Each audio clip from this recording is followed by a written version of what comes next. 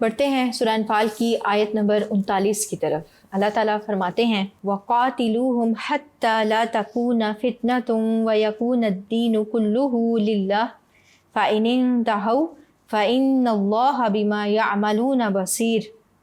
وَقَاتِلُوهُمْ اور لڑو ان لوگوں سے، حتیٰ یہاں تک کہ لا نہ، تکونا رہے، فتنۃ فتنہ فساد، ویکونا اور ہو جائے، الدین دین، کلہ سب کا سب، للہ اللہ کا، فإن پس اگر انتہوا وہ باز آ جائیں، فإنا تو بے شک اللہ بما اس کو جو یعملون وہ کرتے ہیں، بصیر دیکھنے والا ہے۔ آیت کا بامحاورہ ترجمہ کرتے ہیں، اور ان لوگوں سے لڑتے رہو یہاں تک کہ فتنہ یعنی کفر کا فساد باقی نہ رہے اور دین سب اللہ ہی کا ہو جائے، اور اگر باز آ جائیں تو اللہ ان کے کاموں کو دیکھ رہا ہے۔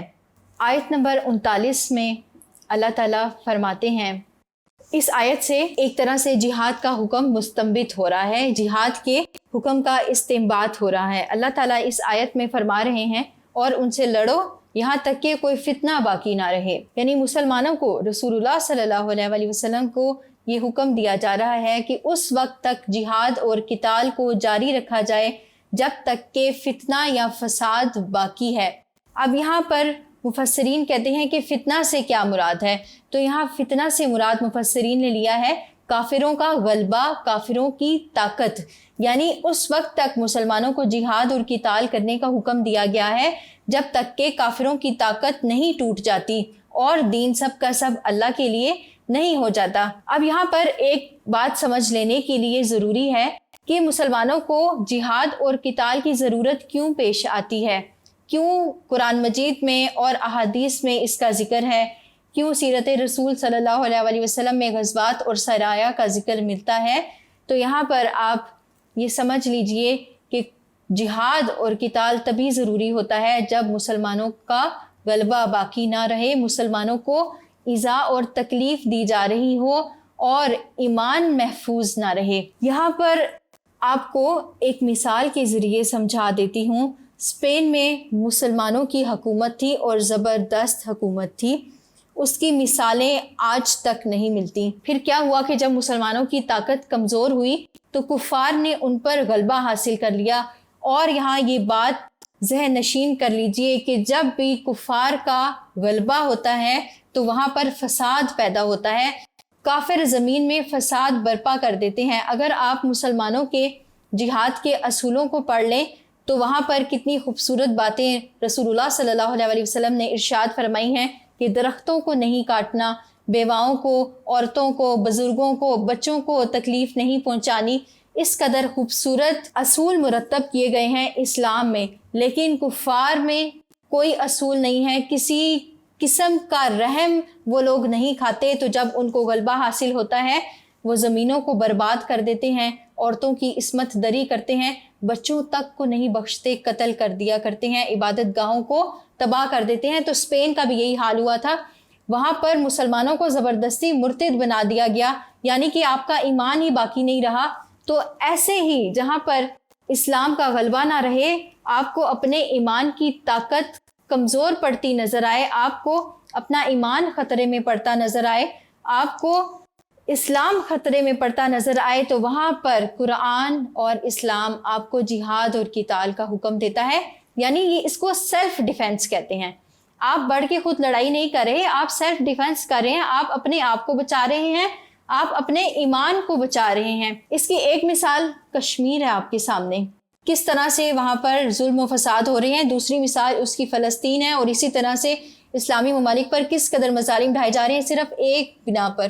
سب کے پیچھے ایک ہی سبب ہے کہ وہاں پر اسلام ہے، وہاں کے لوگ مسلمان ہیں، وہ دین اسلام کی پیروی کرتے ہیں، وہ اللہ کی وحدانیت پر ایمان رکھتے ہیں، اس وجہ سے وہ بیچارے لوگ پس رہے ہیں۔ دو قومی نظریہ تو آپ کو یاد ہوگا، کیوں آپ آج پاکستان میں خوشحال بیٹھے ہیں، کیوں آپ کے ایمان کو خطرہ نہیں ہے، آپ کی جان کو خطرہ نہیں ہے، آپ صبح اٹھتے ہیں بے خوف و خطر، آپ اپنے کام پر چلے جاتے ہیں، آپ اپنے اسکول کالجوں میں چلے جاتے ہیں۔ لیکن جن علاقوں میں کفار کا تسلط ہوتا ہے وہاں پر خوف ہوتا ہے جان کا، مال کا، عزت کا، آبرو کا۔ کشمیر میں ہر روز کسی ماں کی، کسی بیٹی کی عصمت دری ہوتی ہے، ہر روز کوئی نہ کوئی بچہ موت کے گھاٹ اتار دیا جاتا ہے، ہر روز وہاں پہ مالوں کی لوٹ ہوتی ہے، اور آپ پاکستان میں خوشحال بیٹھے ہیں۔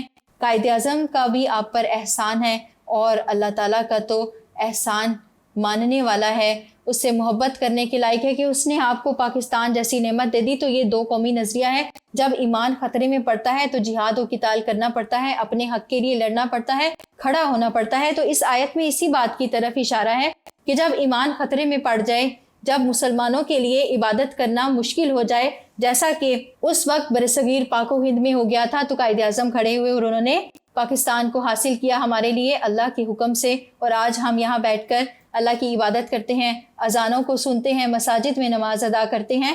تو یہی ایک فائدہ ہوتا ہے جہاد اور قتال کا کہ آپ کا ایمان محفوظ ہو جاتا ہے، آپ کا اسلام محفوظ ہو جاتا ہے، دین اللہ کے لیے ہو جائے۔ اس سے بھی یہی مراد ہے کہ کفار کا غلبہ ختم ہو جائے اور مسلمانوں کو غلبہ حاصل ہو جائے۔ وہ آیت کا ایک حصہ تھا جو گزر گیا، جس میں جہاد اور قتال کا حکم دیا جا رہا ہے۔ آپ کو پتہ ہے کہ اسلام کے ارکان میں ایک اہم رکن جہاد کا بھی ہے، جس کو چھٹا رکن قرار دیا جاتا ہے۔ اس کے بعد آیت کے اگلے حصے میں اللہ تعالیٰ فرما رہے ہیں کہ اگر وہ باز آ جائیں تو بے شک اللہ تعالیٰ دیکھنے والا ہے۔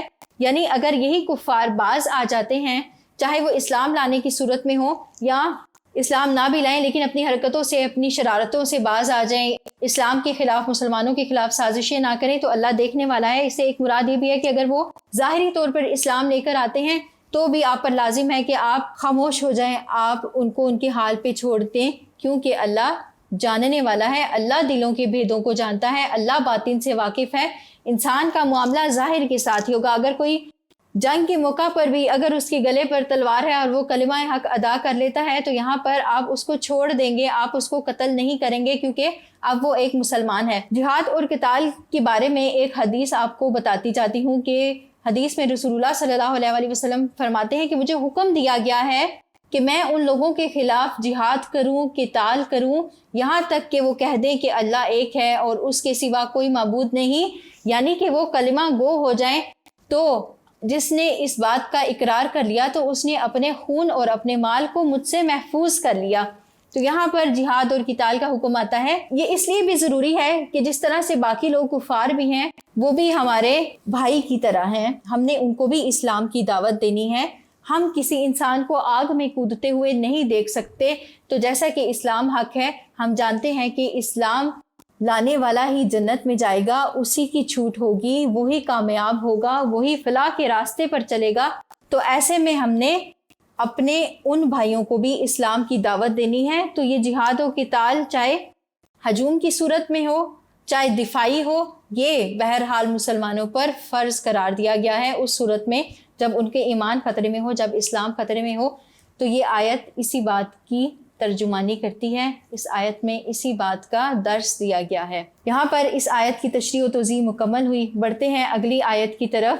اگلی آیت ہے آیت نمبر 40۔